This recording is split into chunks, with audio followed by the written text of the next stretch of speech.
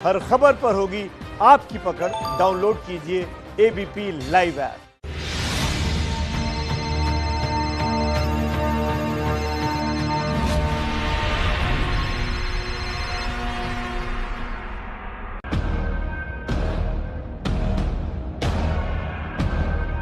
ओम सर्वे भवन्तु सुखिनः, सर्वे सन्तु निरामयाः, सर्वे भद्राणि पश्यन्तु, मा कश्चित् दुःखभाग् भवेत्। ओम शान्ति शान्ति शान्तिः।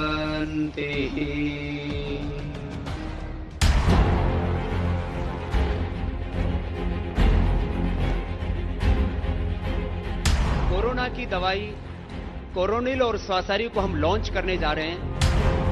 पतंजलि रिसर्च सेंटर और नीम्स के संयुक्त प्रयास से तैयार हो गई है। एक अणु तेल है सुबह नासिका में डालने के लिए 3 से 5 बूंद। ये स्वासारी खाली पेट 3-3 गोली 3 बार और कोरोनिल खाने के बाद 3-3 गोली 3 बार। इसमें 100% रिकवरी रेट है। कोरोना का पहला Ayurvedic treatment. This is not only control, cure है ये उसका। नमस्कार, मैं अनुराग मुस्कान घंटी बजाओ शो में आपका स्वागत करता हूं। आज का मुद्दा है बीमारी को हराने वाला सिस्टम देश में मुद्दा क्यों नहीं बनता। इस मुद्दे को आज उठाने की वजह बना है कोरोना को खत्म करने वाली आयुर्वेदिक दवा बना लेने का बाबा रामदेव का दावा। लेकिन इस दावे के होने के 6 घंटे में ही देश में आयुर्वेद, योग और प्राकृतिक चिकित्सा का जिम्मा संभालने वाले आयुष मंत्रालय ने बाबा रामदेव की कोरोना को मारने वाली गोली पर सवाल उठा दिए। अब से कुछ देर पहले सारे सवालों के जवाब पतंजलि की तरफ से आयुष मंत्रालय को दिए गए। लेकिन सवाल यह है कि इतनी गलतफहमियां उस देश में कैसे फैल रही हैं जहां रोज 14,000 से ज्यादा कोरोना के मरीज सामने आ रहे हैं। इसीलिए आज आपको घंटी बजाकर यह आवाज उठानी है, यह सवाल पूछना है कि हमारे देश में चीन, पाकिस्तान, चुनाव, धर्म यह सब मुद्दा बन जाता है, लेकिन क्यों नहीं करोड़ों नागरिकों की जान बचाने वाला हेल्थ सिस्टम कभी मुद्दा बनता है।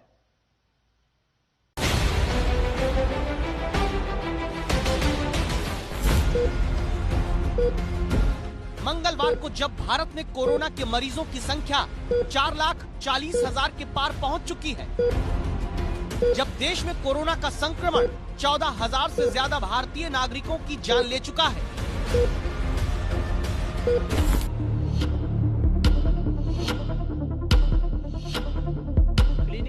तब मंगलवार दोपहर 12 बजे हाथ में आयुर्वेद की 2 गोलियां और एक आयुर्वेदिक तेल लॉन्च करते हुए बाबा रामदेव ने दावा किया कि अब दुनिया में कोरोना का इलाज करने वाली पहली आयुर्वेदिक दवा तैयार हो चुकी है।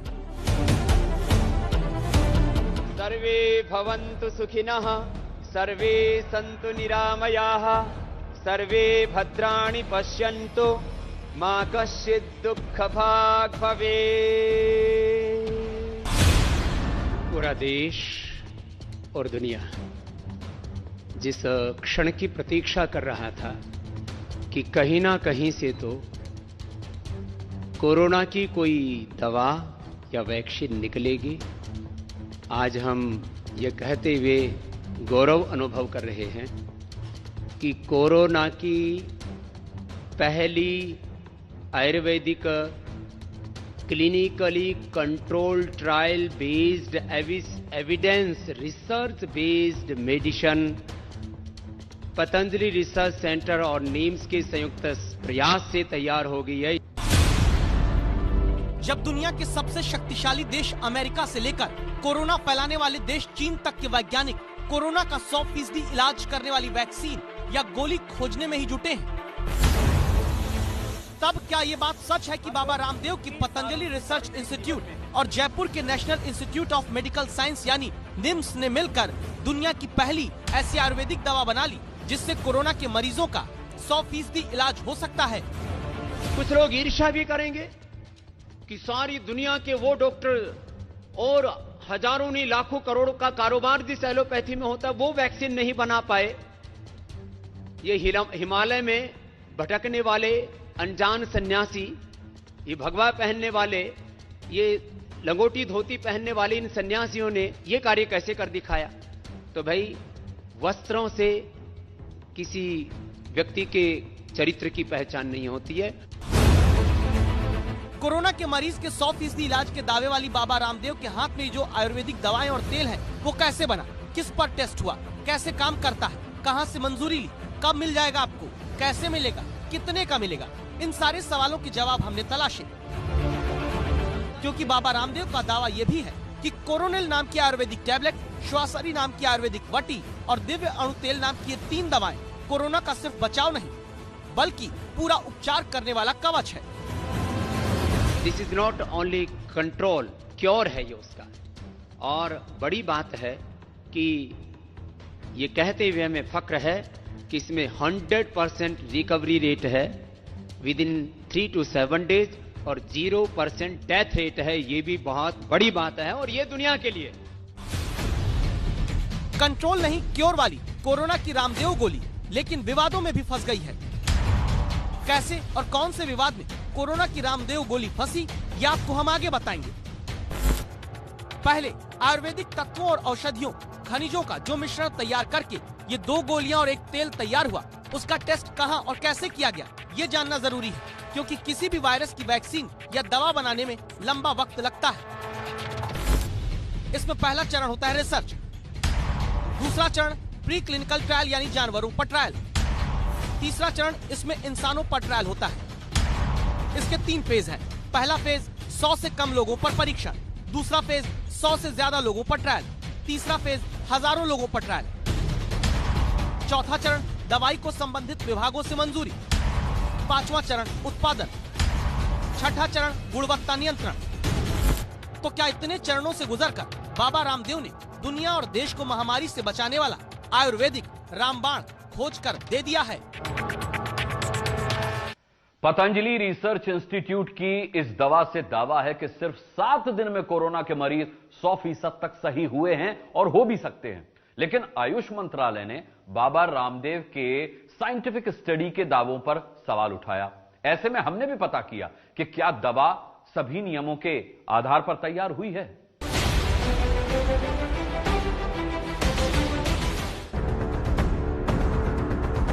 ये है बाबा रामदेव का पतंजलि आयुर्वेदिक रिसर्च इंस्टीट्यूट, जिसका उद्घाटन करने खुद प्रधानमंत्री नरेंद्र मोदी पहुंचे थे।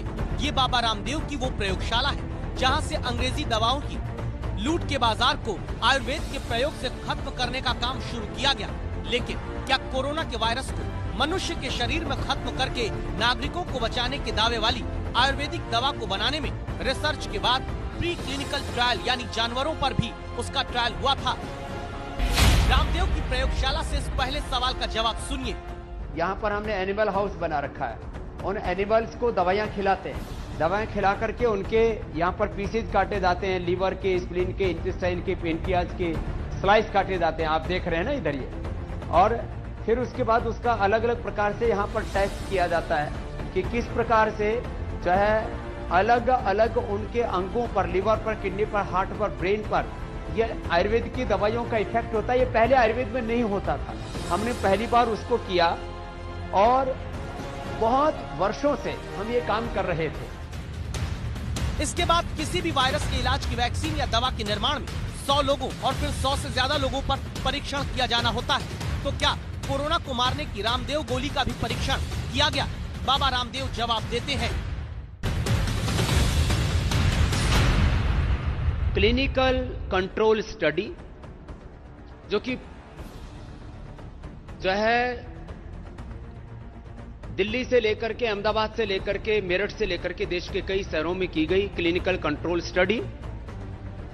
क्लिनिकल केस स्टडी के अंदर हमने 280 रोगियों को सम्मिलित किया और वहां क्लिनिकल केस स्टडी का रिजल्ट भी अपने आप में अप्रतिम था। उसमें भी 100% पेशेंट्स की रिकवरी हुई, एक भी डेथ नहीं हुई। और सिम्टोमेटिक ट्रीटमेंट से लेकर के सिस्टमिक ट्रीटमेंट से लेकर के माने कोरोना और कोरोना की जो कॉम्प्लिकेशंस थे उन सबको एक साथ हम कंट्रोल कर पाए। क्लिनिकल केस स्टडी के बाद में क्लिनिकल कंट्रोल ट्रायल 100 लोगों के ऊपर ये क्लिनिकल कंट्रोल स्टडी की गई। 3 दिन के अंदर 69% रोगी उसमें रिकवर हो गए, अर्थात पॉजिटिव से नेगेटिव हो गए, और 7 दिन के अंदर 100% रोगी नेगेटिव हो गए। ये बहुत बड़ी बात। बाबा रामदेव का दावा है दवाओं के परीक्षण के लिए इंस्टीट्यूशनल एथिक्स कमेटी से पहले अप्रूवल लिया गया था, फिर CTRI यानी clinical trial registry of India में रजिस्ट्रेशन भी कराया गया।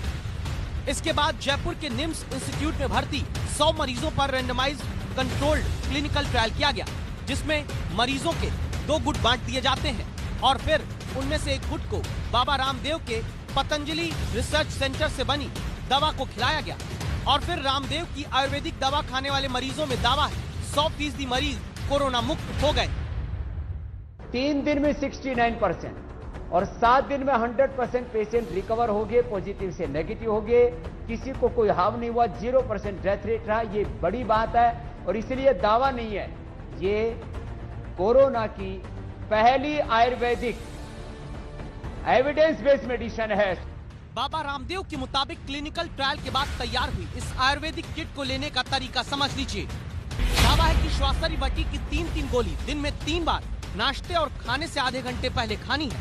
कोरोनिल की 2-2 गोली दिन में 3 बार नाश्ते और खाने के आधे घंटे बाद लेनी है, जबकि दिव्य अणु तेल की 4-4 बूंद को सुबह नाश्ते से पहले अपनी नाक में डालना होगा। और इससे फायदा क्या और कैसे होगा, अब ये बाबा रामदेव से सुनिएगा। सबसे पहले जो अटैक करता है कोरोना हमारे रेस्पिरेटरी सिस्टम पर, हमारे एल्वोलाइज पर अटैक करता है, उसको एक्यूपाई करके उसके अंदर के ऑक्सीजनेशन को कम कर देता है।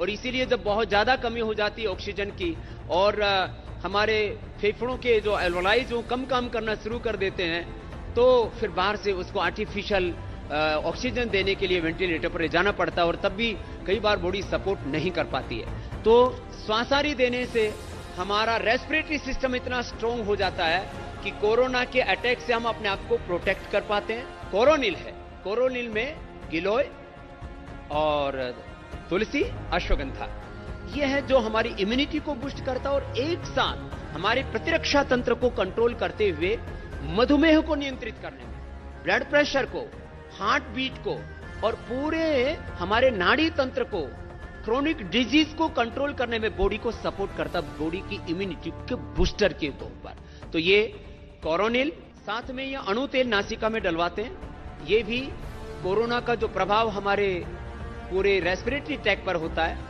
उसको क्लीन करके, कोई यदि हमारे श्वास नलिका में भी कोरोना के किसी भी प्रकार का प्रभाव है तो उसको हमारे स्टोमक तक ले आता है। पेट के अंदर जो एसिड्स होते हैं वो एसिड उसको कोरोना को अपने आप मार देते हैं। लेकिन इतने फायदे जिस आयुर्वेदिक दवा के बारे में बाबा रामदेव ने बताया, 6 घंटों के भीतर ही देश का आयुष मंत्रालय ने उन दावों साइंटिफिक स्टडी के बारे में कहा कि हमें तो इसकी जानकारी ही नहीं। अब से थोड़ी देर पहले जो कागज कोरोना खत्म करने वाली दवा को लेकर पतंजलि रिसर्च की तरफ से मुहैया कराए गए, अभी आप उन्हें अपनी टीवी स्क्रीन पर देख रहे हैं। अब आयुष मंत्रालय के जवाब का इंतजार है। क्या कोरोना को खत्म करने वाली दुनिया की पहली भारतीय आयुर्वेदिक दवा बाजार में बिक पाएगी? शायद हो सकता है अभी भी कुछ लोगों को जिनका हाजमा डॉक्टर साहब ठीक नहीं, उनको शायद ये बात डाइजेस्ट नहीं हो रही होगी कि ये कैसे हो सकता है कि 3 दिन के अंदर 69% रोगी नेगेटिव हो जाएं और 7 दिन के अंदर 100% रोगी नेगेटिव हो गए। ये बहुत बड़ी बात। दोपहर 12 बजे जो बात बाबा रामदेव ने कही वही शाम 6 बजे सही साबित होने लगी, क्योंकि देश के आयुष मंत्रालय यानी आयुर्वेद, योग और प्राकृतिक चिकित्सा, यूनानी, सिद्ध और होम्योपैथी विभाग संभालने वाले मंत्रालय ने बाबा रामदेव की कोरोना मार दवा पर सवाल उठा दिए। आयुष मंत्रालय ने कहा है कि पतंजलि की कोरोना गोली के बारे में साइंटिफिक स्टडी वगैरह की सूचना नहीं है। आयुष मंत्रालय ने पतंजलि आयुर्वेद लिमिटेड से कोविड की दवा की कंपोजिशन, रिसर्च स्टडी और सैंपल साइज समेत तमाम जानकारियां साझा करने को कहा है। मंत्रालय ने पतंजलि ग्रुप से कहा कि जब तक इस दावे के परीक्षण न हो जाएं, तब तक दवा का प्रचार प्रसार न किया जाए। इसके साथ ही उत्तराखंड सरकार के संबंधित लाइसेंसिंग अथॉरिटी से इस दवा की अप्रूवल की कॉपी भी मांगी गई है। ये जो अब जो हमने ट्रायल किया है, क्वेश्चनिंग जिसको भी करना हो हम सबका आंसर करने के लिए तैयार है, कोई लुका छुपी नहीं की है। इसमें एक कम्युनिकेशन गैप था, सरकार ने कुछ पूछा था, हमने जवाब दे दिया है और सरकार आयुर्वेद के संदर्भ में सकारात्मक है और आयुर्वेद के प्रशंसक है, इसीलिए हमें कोई वो नहीं है। एक कम्युनिकेशन गैप था, उसका जवाब हमने दे दिया। दूसरी बात नहीं कि हमने कोई दवाई का प्रचार प्रसार दवाई का नहीं किया, हमने तो दवाई लॉन्च किया, यानी कि दवाई को लॉन्च करना तो प्रचार प्रसार के अंतर्गत नहीं आता है। अगर रामदेव और बालकृष्ण सारे अप्रूवल की बात दावे से कहते हैं तो फिर आयुष मंत्रालय क्यों institutional ethics committee clearance, CTRI registration और दवा के परीक्षण की सारी जानकारी मांग रहा है? क्या इससे देश में कोरोना को हराने की लड़ाई में भ्रम की स्थिति नहीं पैदा होगी? फिलहाल इन सारे विवादों से दूर बाबा रामदेव दावा कर रहे हैं कि कोरोना के टेस्ट में लगने वाली रकम से भी सस्ती इस दवा को वो 7 दिन में घर घर पहुंचाने का इंतजाम कर लेंगे। 400 रुपए कोरोनिल का है, 120 रुपए स्वासारी का है और 15 रुपए का ये अणुतेल है। हम इसको 15 रुपए नहीं, इसको 150 रुपए का भी देते तो लोग लेते, इसको 120 रुपए का नहीं, 500 रुपए का भी देते तो लेते, इसको 1000 की भी देते तो लोग लेते। लेकिन कुल मिलाकर के 400, 520 और 15, 35, 535 रुपए की ये कुल तीनों औषधियां हैं, मात्र 535 रुपए। इसकी उपलब्धता अभी 7 दिन के अंदर पतंजलि मेगा स्टोर, चिकित्सालय, आरोग्य केंद्रों पर हम करवा देंगे। अभी ये सब जगह उपलब्ध नहीं है, कोई इसके लिए हाय तौबा ना मचाए। सोमवार को हम ऑर्डर मिल लॉन्च करेंगे और अपने घर बैठे 1 से 3 दिन के अंदर हम ये कोरोनिल, स्वासारी और अणुतेल कोरोना की दवा हम उनके घर बैठे पहुंचा सकेंगे। यहाँ आपकी जानकारी के लिए हमने पता किया है कि बाबा रामदेव की प्रयोगशाला में तैयार हुई कोरोना मारने वाली इस दवा का परीक्षण 15 से 65 साल के कोरोना के मरीजों पर किया गया है।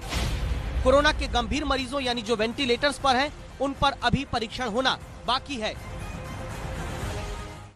अब आप सोचिए कि एक तरफ हमारे देश में एक बड़े योग गुरु कोरोना मारने की दवा बनाने का ऐलान करते हैं, दावा करते हैं, दूसरी तरफ सरकार का आयुष विभाग उस दावे पर भरोसा न करके दवा के प्रचार प्रसार को फिलहाल रोकने को कहता है। ऐसा इसीलिए क्योंकि वायरस बेलगाम है और बीमारी को समय रहते क्योर यानी पूरी तरह उपचार करने की व्यवस्था करने वाला सिस्टम मुद्दा नहीं है।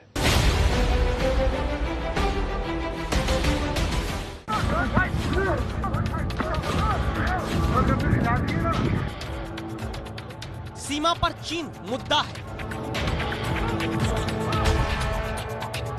दूसरी सीमा पर पाकिस्तान मुद्दा है, देश के भीतर रथ यात्रा तक मुद्दा बनकर गूंजती है।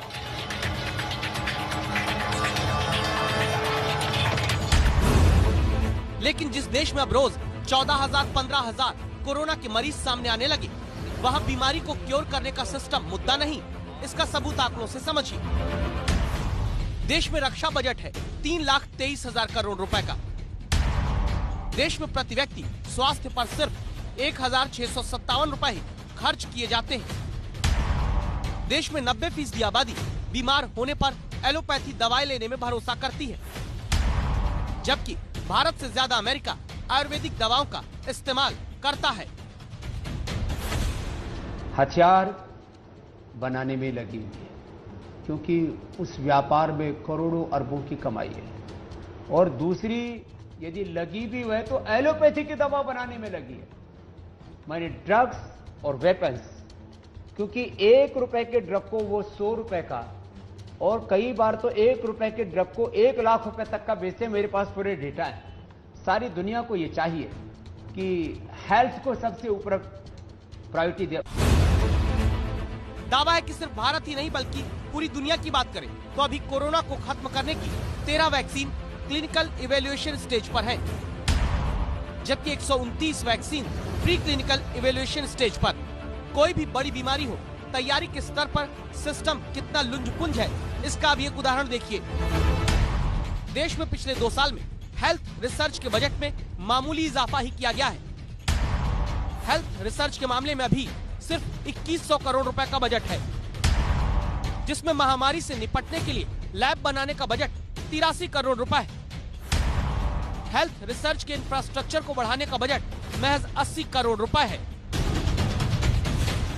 एमएलए, सीएम, पीएम, प्रेसिडेंट है, यदि उसको कैंसर हो जाता है, हार्ट अटैक हो जाता है और एक्यूट उसको कोरोना का अटैक जैसे हो जाता है, तो उसको दुनिया की कोई ताकत नहीं बचा सकती। इसलिए जिंदगी है तो जहान है, नहीं तो सब कुछ शमशान है।